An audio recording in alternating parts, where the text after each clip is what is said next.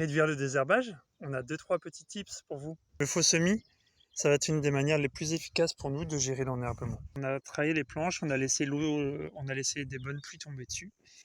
Et donc là, il y a quand même pas mal de débris. Vous verrez, un semoir classique, il aura du mal à rentrer là-dedans. Il y a beaucoup de débris de bois parce qu'il y a eu du BRL. Donc l'idée, c'est de poser la bâche, laisser lever.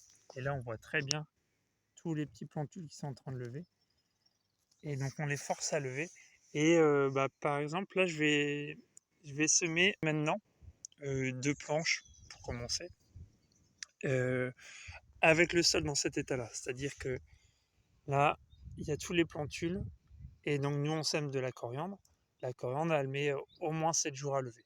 Donc, ils annoncent une vague de chaleur là, mais bon, allez, au pire, on va gagner un jour, mais pas beaucoup plus. Et on va profiter de ces 16 jours de levée pour faire 7 jours d'occultation supplémentaires qui vont permettre de brûler tous les plants. Ça nous permettra justement de gagner énormément de temps de désherbage par la suite.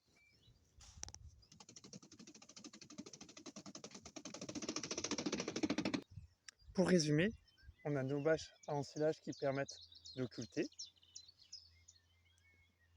On a notre semoir qui va passer dans les résidus et du coup ces résidus vont permettre aussi d'empêcher une certaine levée de mauvaises herbes. Et on peut réocculter derrière une fois que c'est semé. Donc là en l'occurrence pour tout ce qui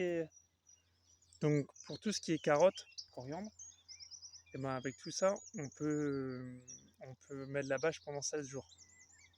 Du coup, et ben ça va encore faire un faux semis supplémentaire. Et vous, quelles sont vos pratiques? Dites-le nous en commentaire qu'on puisse échanger.